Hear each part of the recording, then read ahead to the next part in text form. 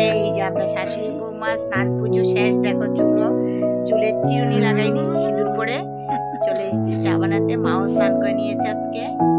এই যে খাচ্ছে চা টিফিন। এবার চা টিফিনটা খেয়ে নেই, তারপর কি কি করছি সবকিছু তোমাদের সাথে শেয়ার করছি, সঙ্গে থাকো। তো বন্ধুরা চলে এসেছি রান্নাঘরে।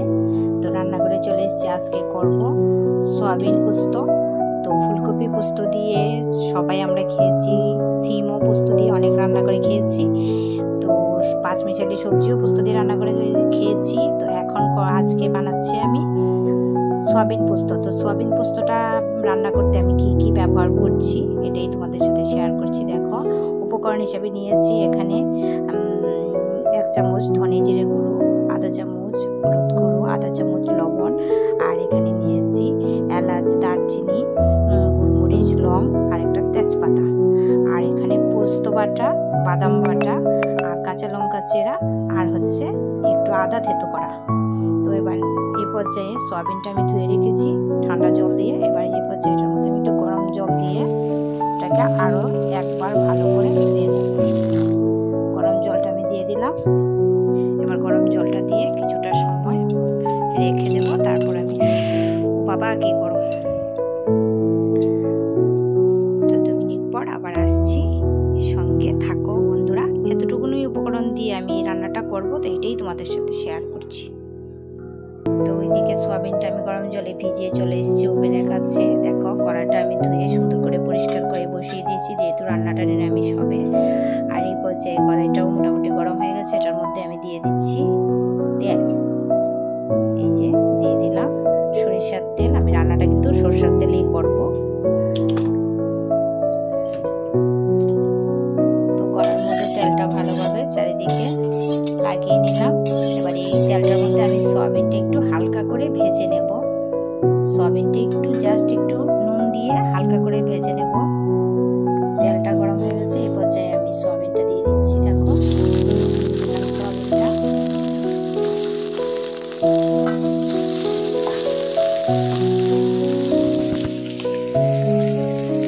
সয়াবিনটা জাস্ট একটু হালকা করে একটু নুন দিয়ে পরিমাণ অল্প একটু নুন দিয়ে ভেজে নেব। এটার মধ্যে এখন আমি হলুদটা অ্যাড করবো না, যেহেতু আমি সরষের তেলে রান্নাটা করছি। এমনিতে একটু হলুদ কালার চলে আসবে।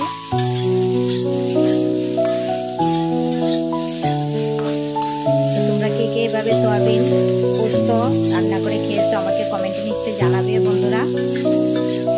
আমি তো আজকে ফার্স্ট করছি, আমি আজকে রান্নাটা আমার বন্ধুদের সাথে একটু শেয়ার করি।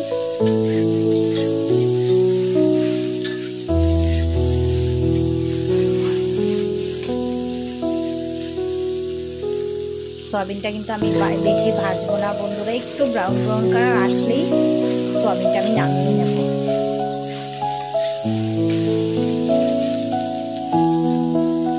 এই পর্যায়ে আর ভাজবো না, এবার সয়াবিনটা আমি নামিয়ে নেব।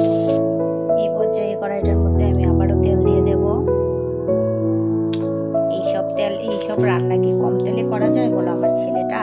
তেলটা আমার গরম হয়ে গেছে, তার মধ্যে দিয়ে দিলাম দেখো গোলমরিচ, তারপরে দিয়েছি একটা তেজপাতা, দারচিনি, আর ফোড়ন হিসেবে অ্যাড করছি কেউ কেউ সাদা জিরে ইউজ করে, আমি 5 ফোড়ন দিচ্ছি। দেখো, 5 ফোড়ন দিয়ে দিলাম ফোড়ন হিসেবে। এবার ফোড়নটা ফুটে আসলে এবার এটার মধ্যে দিয়ে দেবো একটু থেতো করা আদা। এই যে দিয়ে দিলাম থেতো রাখা আদাটা।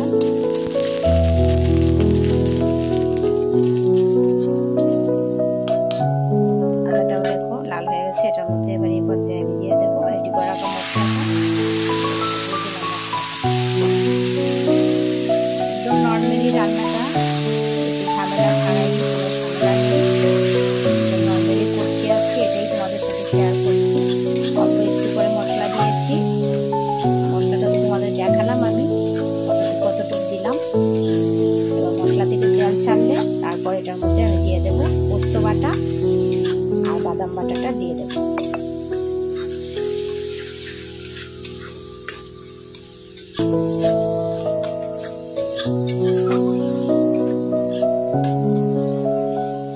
এই দেখো, মশলা থেকে সুন্দরভাবে তেল ছাড়ছে। এবার এটার মধ্যে আমি এই পর্যায়ে দিয়ে দেবো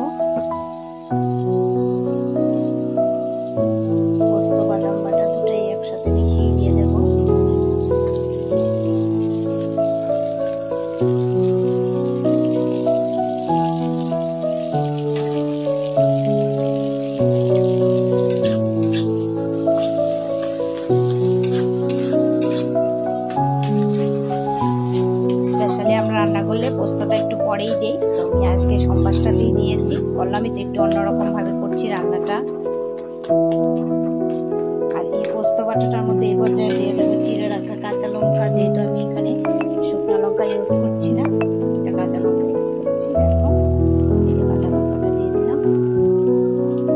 কাঁচা লঙ্কাটা ভাঙবো না, সবটা থাকবে। এবার যার যেরকম পছন্দ মতো কাঁচা লঙ্কা খাবে আর কি। ক্যামেরাটা আমার কেউ ধরার নেই, তো আমি বেশি একদম কাছে থেকে ক্যামেরাটা করছি, দূরে ধরলে তাহলে সুন্দর হয়।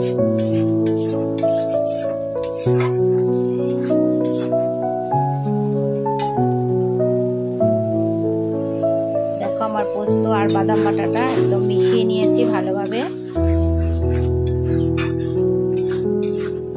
এবার এই পর্যায়ে আমি আমার সয়াবিনটা দিয়ে দেব, রেডি করে রাখা সয়াবিনটা দিয়ে দেব।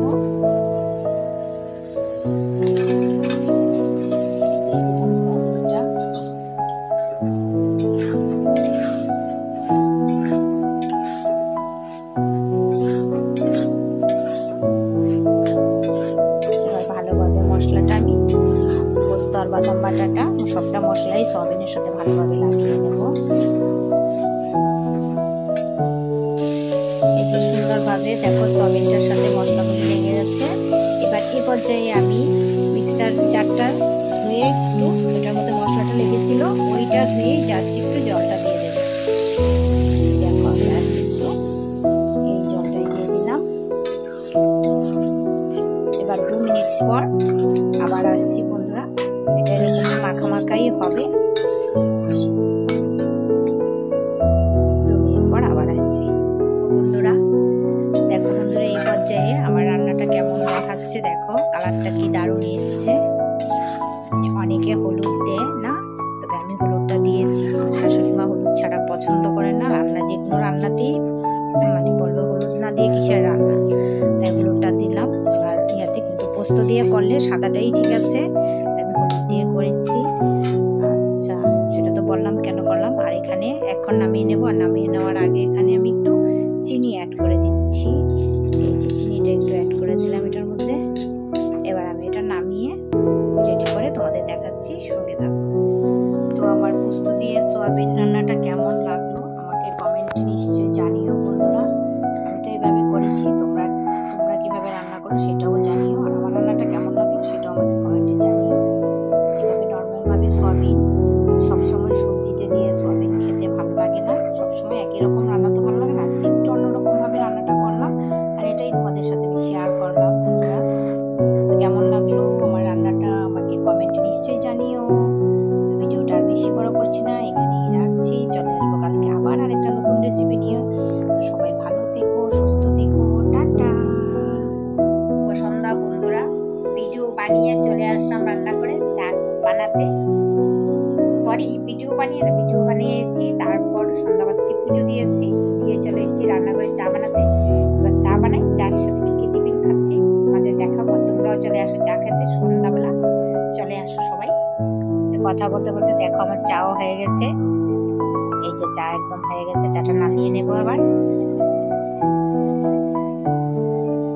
চা রেডি, তো চাটা নামিয়ে নিই, তারপর আবার দেখাচ্ছি, সঙ্গে থাকো। এই দেখো চা রেডি, ব্রেড দিয়ে চা হবে আজকে, আর তেমন কিছু না, ব্রেড দিয়ে খাবো। তার মধ্যে বুড়িন্দা আছে, মা যদি বলে মুড়ি বুড়িন্দা খাবে তাহলে মাকে দেবো, আর নাহলে ব্রেড দিয়ে চা খাওয়া হবে। তো চলে আসো তোমরা কে কে খাবে চা ব্রেড দিয়ে। এই দেখো ব্রেড দিয়ে চা নিয়ে নিয়েছি খেতে। চাই ব্রেড, এই দেখো বাবা খেয়ে নিন যেন খেতে বসেছি, একটু দেখিয়ে দিলাম। তো আজকে এই যে সন্ধ্যার চা টিফিন দিয়েই ভিডিওটা এখানেই সমাপ্তি করব। কালকে চলে আসবো আর একটা নতুন ভিডিও নিয়ে। তো সবাই ভালো থেকো, সুস্থ থেকো। আর ভিডিওর মধ্যে কথা বলতে গিয়ে যদি আমার কিছু ভুল ত্রুটি হয় তাহলে তোমরা এটা মানিয়ে নিও। আর নতুন বন্ধুরা, পুরনো বন্ধুরা সবাইকে অনেক অনেক ভালোবাসা জানিয়ে টাটা বাই বাই, সবাই ভালো থেকো, টাটা।